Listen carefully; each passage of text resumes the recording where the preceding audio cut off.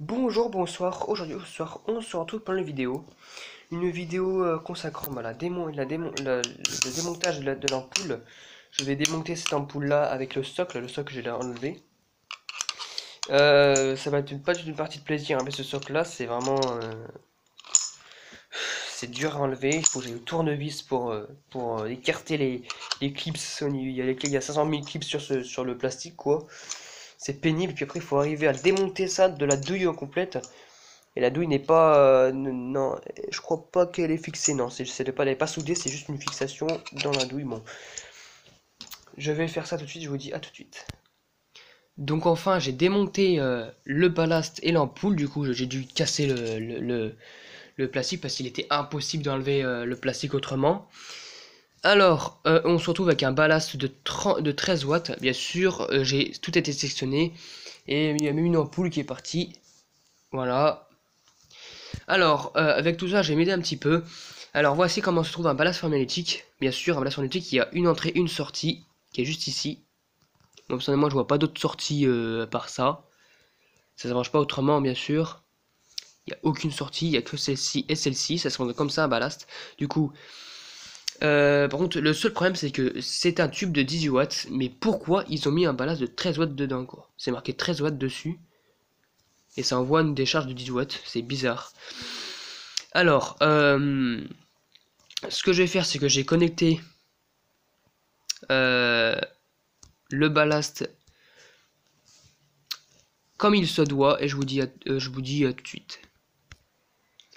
Donc bref, je vais brancher ça à la lampe. Je vais faire les branchements qui suivent. Que vous verrez ça après quand j'aurai branché une fois. Une fois que j'aurai branché, à mon avis, bon, le 13 watts, à mon avis, il y est pas pour rien. À mon avis, c'est peut-être la capacité minimale qu'il peut faire. Enfin, du moins, ballast, des fois, il peut, comment dire, il peut supporter plusieurs machins, sauf qu'il va chauffer plus. Bon, ça dépend après, mais bon, s'il a mis 13 watts, c'est pas pour rien, le fabricant. C'est mon avis, c'est qu'il peut, ou il peut supporter à partir de 13 watts, il peut fonctionner, sinon, je sais pas. Mais bon, bref, vous verrez ça après le branchement, je vais faire le branchement. Donc voilà comment j'ai branché le ballast à l'ampoule de 18 watts, à l'ampoule CFL. Alors, c'est très simple le branchement. Il y a un fil au 220 qui va d'abord rejoindre le ballast. Voilà, tout simplement. Vu qu'il n'y a que deux entrées dans le ballast, justement, et il y a un fil qui va rejoindre au 220. Là, j'ai mis la phase. Un fil au 220 qui va rejoindre une première connexion du ballast. Voilà, simplement. Et l'autre fil, le neutre, va rejoindre une borne, un pins de la euh, de l'ampoule. Voilà, simplement, on voit juste derrière. J'ai vérifié qu'il y avait pas que ça se touchait pas non plus, parce que des fois il peut y avoir des courts-circuits. Et là j'ai vérifié que rien ne se touchait, rien ne se touche. Et bien sûr, il reste cette sortie-là et cette sortie-là qui est vide. Et bien celle-ci, cette sortie-là qui est vide, on va la combler avec un fil, un fil, voilà, qui va sortir du ballast et qui va alimenter l'autre pins qui est juste ici.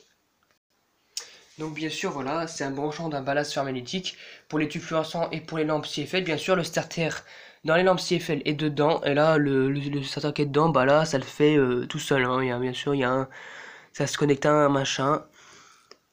À un côté, là, il y a un starter qui est branché directement entre le culot ici, là, le petit plot et l'autre sortie de l'électrode. Enfin, de l'électrode pour l'autre partie de la lampe CFL. Ça, c'est pas à vous de le faire normalement.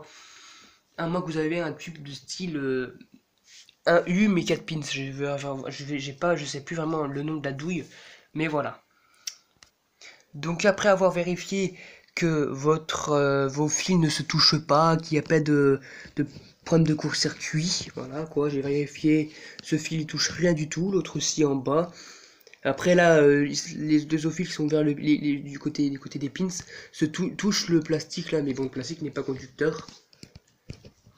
Donc du coup, bah ça fait rien du tout, voilà.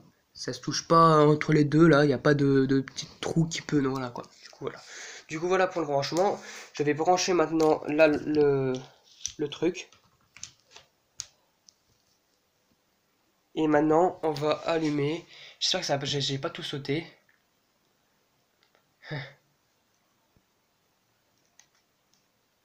Ah mince. L'ampoule, celle-ci, elle est morte. Du coup, je vous dis à tout de suite pour la deuxième. Bon, j'ai réussi à la refaire fonctionner temporairement. Il y a un électro qui est pété là. Du coup, voilà le branchement et voilà. Tout est simple pour un balance hermétique. Du coup, j'espère que cette vidéo vous aura plu là. Et à très bientôt pour une prochaine vidéo. Et je vous dis ciao. Et pour information, je vais récupérer le starter qui est juste ici.